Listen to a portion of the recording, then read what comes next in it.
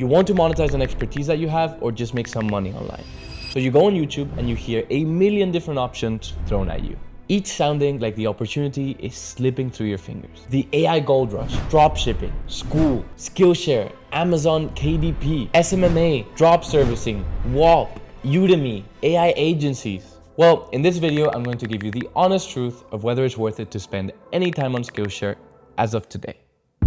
So to give you the best possible breakdown, I've decided to divide this in 3 parts. First, what Skillshare is. Second, whether I think it's worth it. And third, the actual strategy I use on Skillshare in case you want to start.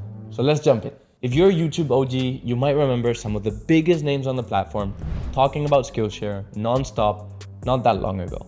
People like Ali Abdal or MKBHD didn't just talk about Skillshare, but they had courses on Skillshare themselves. Put simply, Skillshare is basically like a Netflix for soft skills. Students pay a monthly subscription and they have access to every single one of the classes on the platform. And there's a lot of classes on a lot of different topics. At first, I remember Skillshare positioned itself as designed mainly for creative topics like art and design. But over the years, the topics have expanded a lot, and now you can find anything from photography, editing, software, programming, marketing, you name it. So that's how it works for students. For instructors, it's pretty simple. You post a class on a topic that you're knowledgeable about and you get paid for it. And you might be wondering, but how does Skillshare decide how much to pay me?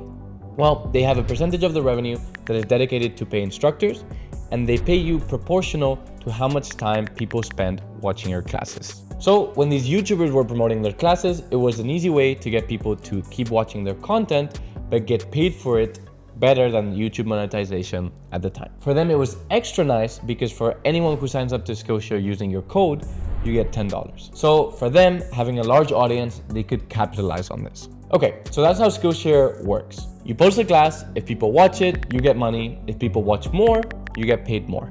Easy enough. Now, is it worth it as an instructor? Should you put your existing courses on there or even create new ones for Skillshare?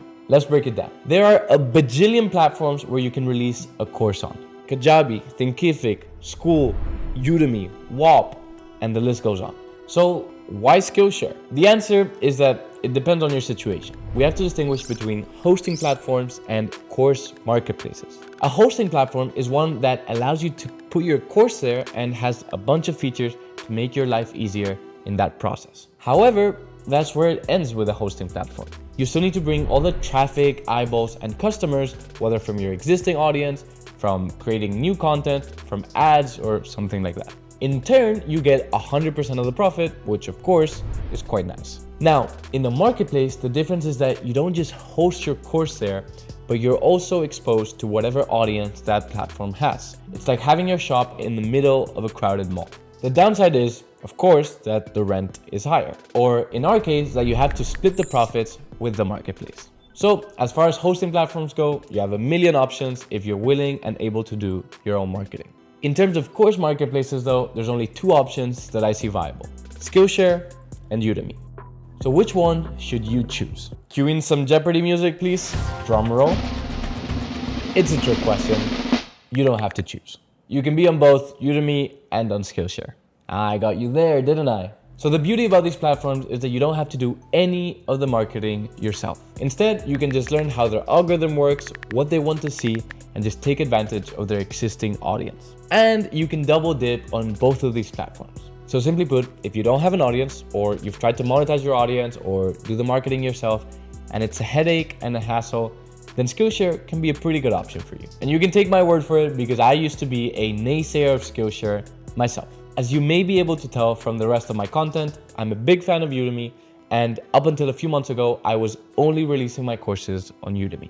That was until my friend Lams, who is a top instructor on Skillshare, convinced me otherwise. He took part in my program to grow on Udemy, and he explained to me how easy Skillshare can be and how this whole double dipping situation works. So I posted just a couple of courses there and I let them sit. And sure enough, they made me completely passive income for the next 6 months. Oh, that's another beauty about these platforms. They generate actual passive income, like completely hands off on autopilot type thing. And that's not how self-hosted course businesses work. That takes a lot of effort to keep marketing and keep running. So yeah, I'm converted. Skillshare is awesome and it absolutely still works. After seeing how it's performed with just a few classes, I'll be uploading the rest of my courses there and any future ones that I create.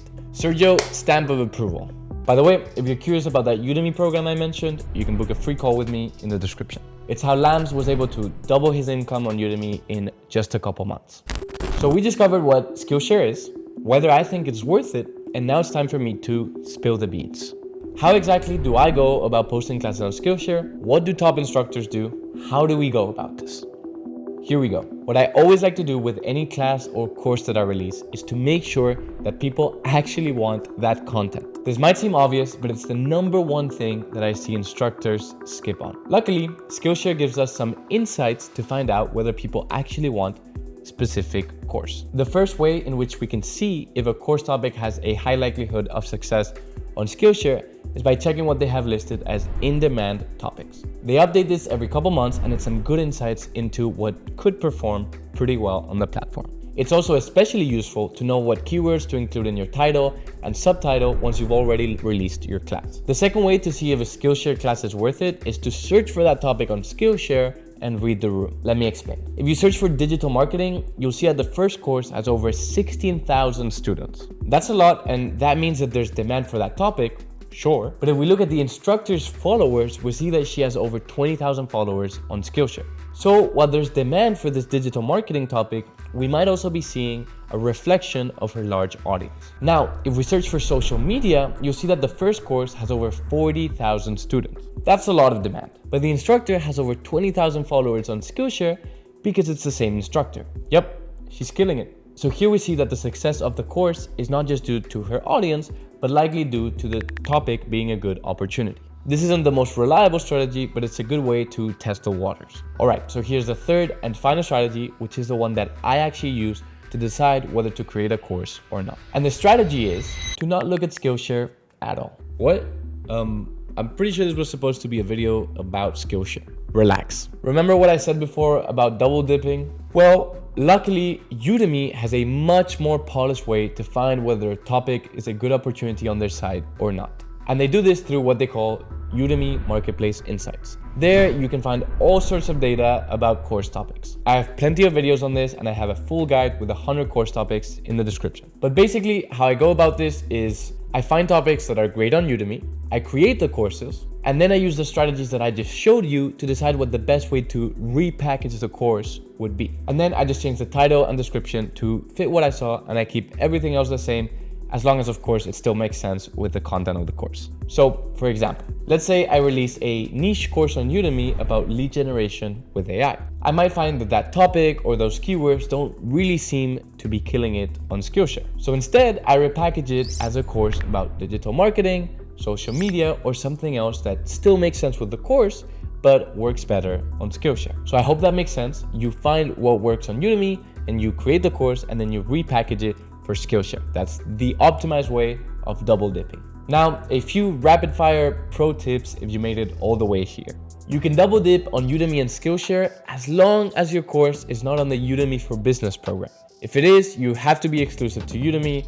You guys are going steady. Skillshare is way harsher than Udemy on what they call content strikes. You have to make sure to keep good audio and video quality and not violate any of their terms. 3 strikes and you're out until they decide that you're cool. Every strike is rolled back after 6 months. You also have followers on Skillshare, which you don't have on Udemy, and how you use them is by posting something when you release a new class so they can check that class out. It's much easier for your courses to be found on Skillshare than it is on Udemy in my short experience. As long as you stay consistent with posting classes every now and then, you should see your income continue to increase. It's a pretty rewarding platform in that sense.